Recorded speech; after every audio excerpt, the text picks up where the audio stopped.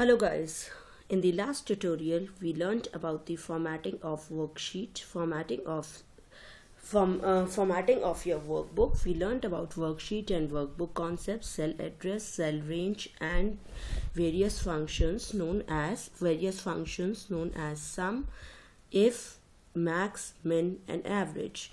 In this worksheet, I am going to discuss about format cells, sorting and filtering, and various types of charts that you can create on Excel data. So let's start with formatting of cells. In the current worksheet, you are seeing the data. So in this data, sometimes you feel like formatting a particular range of cells according to your requirement. Like as you can see here, the price you sometimes you feel like formatting it for currency. So let's see how you are going to do it. Select the cells which you want to format, right click on it and click on format cells. As soon as you'll click on format cells, you'll be provided this dialog box, and in that you have this category has got number, currency, accounting, date, time, percentage, fraction, scientific, text, special, and custom. So I want to format these cells according to currency. Now my symbol here is dollar. I want to change it into rupee. So now I am going to select the sign for which this will be changed into a rupee. So I'm searching for the sign by which it will be changed into a rupee, and here I got it Hindi. I'm clicking on it and I click on OK. So as soon as you'll click on OK, you can see here the rupee symbol is added before your text value, before your number or text value. This is how you can format these cells. Now you want to take out the sales value. We have already done some of the formulas in Excel. Now here, how will you take out the sales value?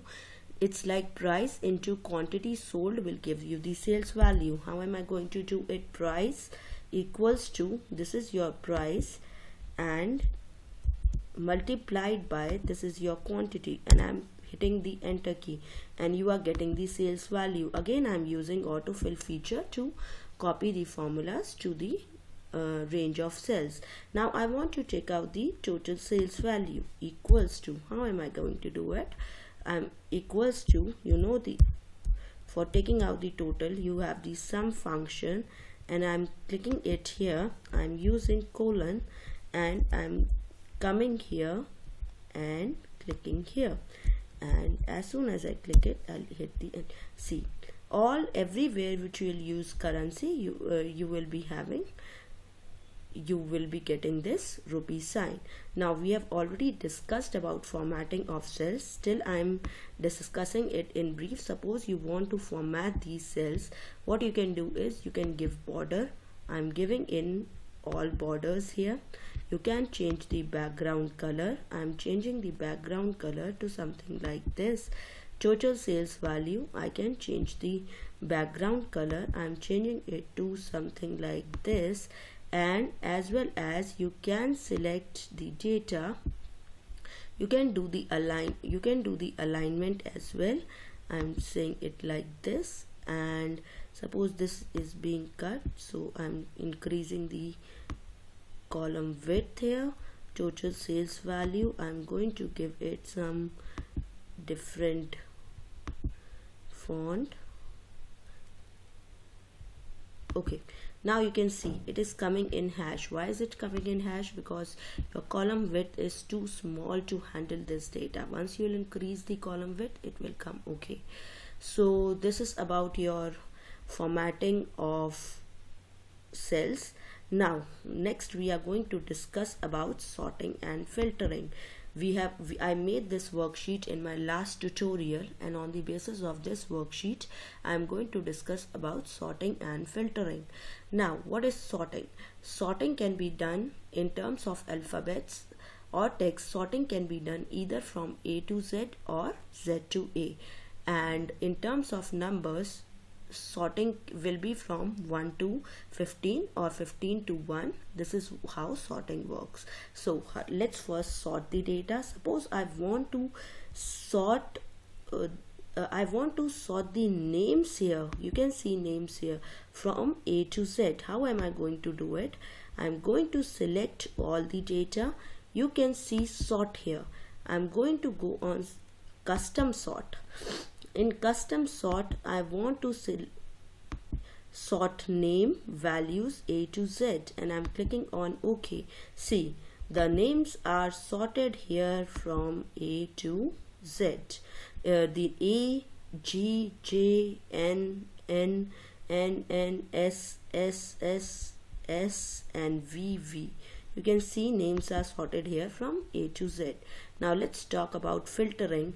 Filtering is basically, you can use filtering to provide conditions on your data on basis of certain criteria.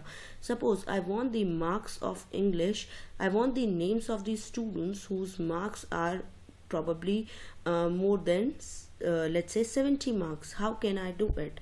I just have to select the data on which I need to apply filter.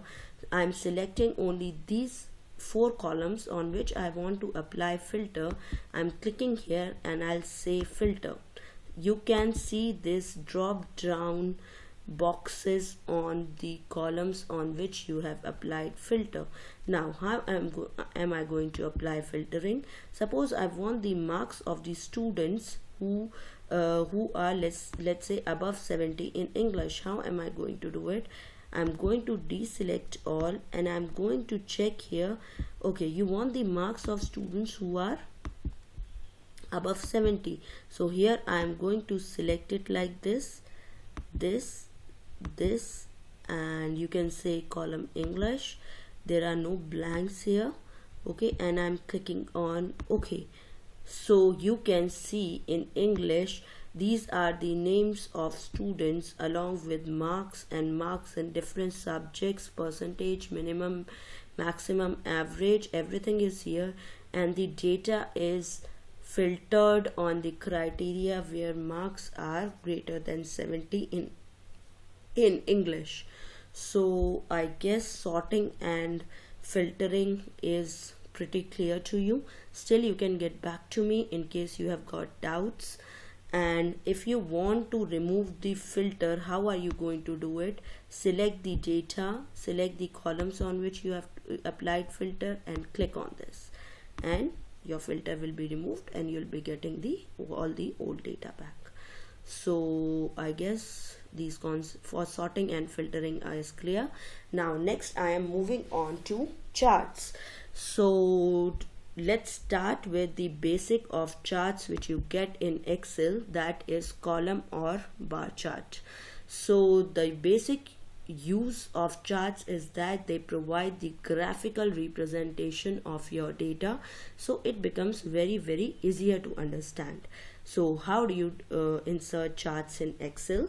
Suppose I have got this data I'm going to start with column or bar chart, and as you can see, this is the data available to me. I'm going to create chart on this data. I'm selecting the data here. I'm going on insert tab, and these are the charts available to us. So this first one is your column or bar chart. I'm clicking on this. Or please ensure you can have column chart, 3D column chart, 2D bar chart, and 3D bar charts. That means you can make charts either in 2D or 3D view. So I'm making the basic columnar chart here. I'm clicking on it, and this is how my chart is created. I'm increasing the size by dragging the handle here. See, my chart is created. Class, please students, please ensure this is known as your chart title. It has already been provided. You can double click on it and you can make the chart title anything else. Suppose I want to say grade 9 students. So how am I going to do it? Grade 9 hyphen and students. Okay, so this is how. Now you can make changes to other other areas in the chart. You can format the chart. Now we are going to discuss how can you format the chart. Chart title and the axis titles and your grid lines and the overall appearance of the chart. We can also work with the legend, all these things. Let's see how can you do it. You are, as soon as you make the chart, you have been provided with the various options here. You can make changes to your chart like this with various options. You can change color. You can change color to of your chart. Suppose I want this orangish color or this maroonish color. I am taking this orangish color, and suppose I want something like this or I want something like this. Okay, after this, when you click on this plus sign, these are your chart elements or chart components. So axis, it is talking about your x, it is talking about your x-axis and y-axis. You can make it appear on disappear by clicking on this axis, but I would prefer to have axis in my charts. Second one are your axis titles. Axis titles are very important because they show you what is the each axis is depicting in the chart. So I'm clicking on this axis titles. You have been provided with the title. You just have to double click on this, and suppose here you have got subjects. So I'm marking it as subject, and here what it is your marks. So I'm putting it here as marks. Okay, these are your axis titles. After your axis titles, you come here. Okay, you have got chart title, grade 9 students, we have already discussed this. Then is your data labels. As you can already see, data labels will be appearing over the bars. These are the values on which the bars have been created. So you can make it appear or disappear depending on your requirement. I'm putting the data labels as well. I'm coming here, I'm clicking it. Now you have got various options where you can put the data labels in the center of the bar, inside end, inside base, outside end, data call out like this, or there are various options. Suppose I am putting it on your inside end, inside base, outside end. I'm putting the data labels here. So this is how data label. Now this is your data table. The chart is created on the basis of table, on some data table. So here the table, if you want it, it will come along with your charts instead of showing separately as it is shown here. So error bars, not much required. Okay, next is your grid lines. Grid lines are the horizontal and vertical lines which you can see behind your charts. How can you do that? You just have to click on the grid lines here, and these are your horizontal, primary, vertical and minor vertical. If you want, you can give all these grid lines. If you want, you can deselect them and grid lines will be removed. Now next and most important is your legend. As there are only one type of value, so legend is not required, but this actually is known as your legend. So legend shows what does each bar represent in a chart. So this is your legend. You can place the legend according to your requirement, right, top, left, bottom. Anyway, I prefer it on the right, so I'm putting it on the right. So this is how you are going to format your chart. Next, we have already discussed the style of charts which we did from here. You can also do it from here. This is how you can make your charts in MS Excel. Now column chart is basically used that it shows the data changes over the period of time, or it can also be used to show comparisons among the various items. Here your column chart is showing the comparison of marks of different students in different subjects. So this is your column and or bar chart. Next one is your area chart. Area chart emphasizes on the magnitude of change over time. Now this is the data which I have taken is by 4 companies here: AP Limited, CR Limited, P Limited and SN Sons, and this is showing the sales of the company in different years, 2010, 11 and 12. So I've used area chart here. You have got chart title, axis title, you can give everything as I've already discussed. This is your area chart. Next one is your line chart. Line chart shows the trend in data at equal intervals. It is useful for depicting the change in the value over the period of time. So this is your line chart, which you can already see here on the same data which I used for area chart. And you can see this, you can make changes to it by clicking, and there's this plus sign here. You can make changes to the chart elements. And next is your pie or donut. I've already made this pie or donut chart. Pie chart, it highlights how each value in the data series relates to proportionally to the whole sum of value in the series. Now here the data which I have taken is this description, and this is the price of the product, this is the quantity, and this is the sales value. How did I take the sales value? By multiplying price into quantities. Now I want within the sales value, I want to know which product is selling the most, or which selling has got the highest demand. So the sales value is one value here, and it is showing the proportion. That here you can see very clearly that generator is being sold in the highest quantities. So this is the use of pie chart. Next is your XY scatter or your bubble chart.